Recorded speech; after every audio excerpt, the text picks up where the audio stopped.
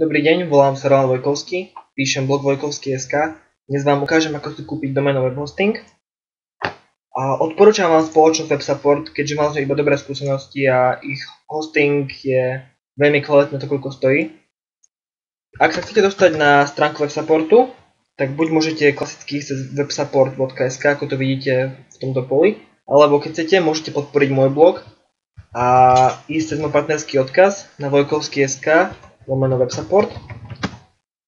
Ak si niečo objednáte, tak za to dostanem 10% z vašej objednávky a vás nebude stať ani cen navyše. Môžete tak podporiť ďalšie články a tvorbu na mojom blogu. Akokoľvek sa rozhodnete, tak v tomto poli si napíšete, akú doménu by ste chceli. Skúsime napríklad môj superblog.sk. Klikneme na overiť. Super doména je voľná. Klikneme na pokračovať ďalej. Ak by ste chceli, môžete si vybrať aj inú koncovku ako .sk, ale ak píšete web v slovenčine, odporúčam vám .sk. Ak by ste písali v angličtine, tak .com a domény ako .eu a .net neodporúčam veľmi. Klikneme na pokračovať ďalej. Vyberieme si web hosting. Odporúčam vám thehosting, keďže váš web bude asi na WordPresse. Tak by ste mohli mať aj WordPress thehosting, ten nájdeme asi keď klikneme sem. Máme WordPress thehosting, ale ten je drahší.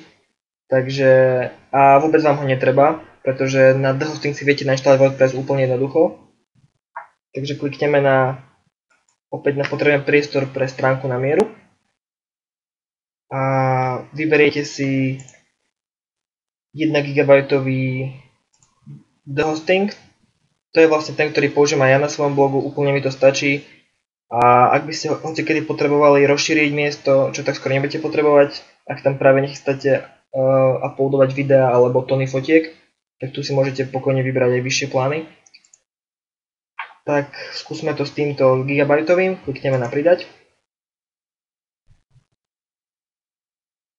Klikneme na pridať a thehosting bol pridaný dvakrát do košíka, čo nie je práve ideálne. Tu si jedno zrušíme. Ideme na potvrdenie. Kontrolujete si, že či je vaša doména napísaná tak, ako ju chcete. Naozaj by ste nechceli mať na preklad a zbytočne vyhodiť za doménu 15 € z DPH.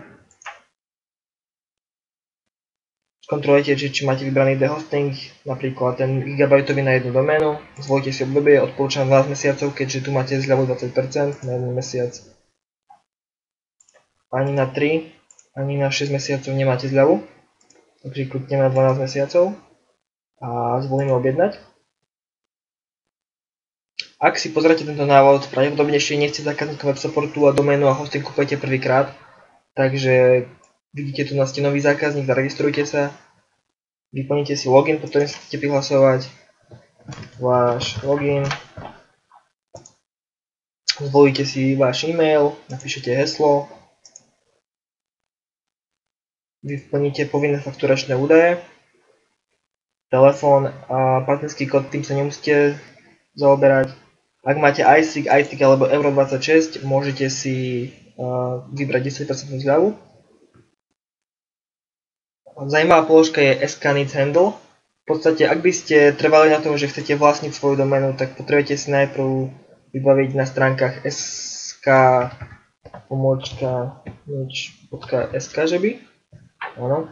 Tak tu si musíte najprv vybaviť identifikátor a zaregistrovať sa sem. A je s tým veľa práce a osobne si myslím, že je to zbytočné, ak práve sa nechystáte predávať tie domény a špekulovať nimi.